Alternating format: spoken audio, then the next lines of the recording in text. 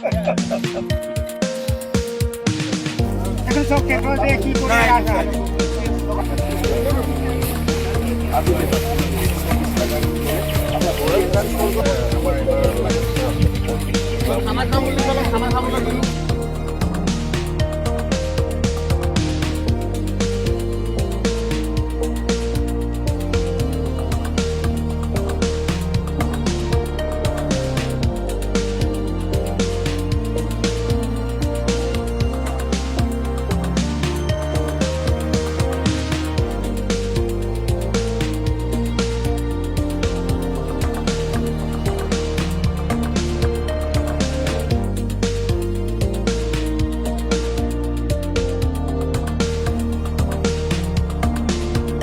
বোকাখাতত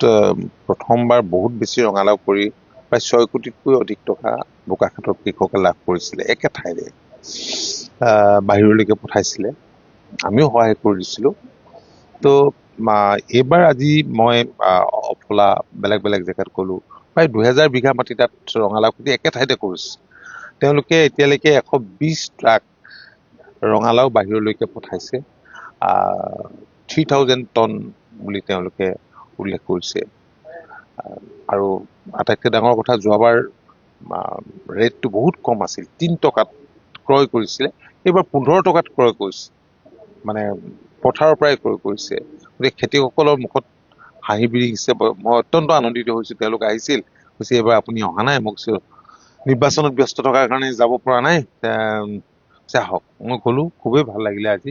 কৃষকসকলৰ মুখত হাঁহি বিৰিছে তেওঁলোকে নিজৰ ভৰিৰ ওপৰত থিয় হ'ব পাৰিছে সংঘবদ্ধভাৱে তেওঁলোকে খেতি কৰিছে খুবেই ভাল হৈছে বহুত যুৱক যুৱতী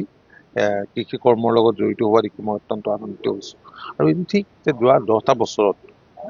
আজি বহুত শিক্ষিত যুৱক যুৱতীয়ে কৃষি আৰু আনুষংগিক খণ্ডৰ জৰিয়তে তেওঁলোকে স্বনিৰ্ভৰশীল হোৱাৰ সপোন দেখিছে আৰু সেই সপোনক বহুতে সাকাৰ ৰূপ দিছে এইটো এটা ভাল কথা আমাৰ ৰাজ্যখনৰ গৰিষ্ঠ সংখ্যক ৰাইজে কৃষক কম মাটি আছে বহুত ডাঙৰ খেতিয়ক নহয় উপান্ত খেতিয়ক মই ভাবোঁ যে সংঘবদ্ধভাৱে যদি কৃষি কৰ্মত নিজকে নিয়োজিত কৰে তেতিয়াহ'লে ইনকম বাঢ়িব উপাৰ্জন বাঢ়িব আৰু নিজৰ ভৰিৰ ওপৰত থিয় দিব পাৰে অসমত পৰিৱেশ আছে নেকি পৰিৱেশ দস্তুমত পৰিৱেশ আছে আৰু সেই পৰিৱেশ গঢ় লৈছে আৰু আপোনালোকে দেখিছে যে ভাৰত চৰকাৰ যথেষ্ট কৃষকসকলক উৎসাহিত কৰা কেতবোৰ কৰ্মসূচী গ্ৰহণ কৰিছে আঁচনি গ্ৰহণ কৰিছে অসম চৰকাৰেও কৰিছে গতিকে তেনেস্থলত আমাৰ ৰাজ্যখনৰ কৃষকসকলে নতুন সপোন দেখি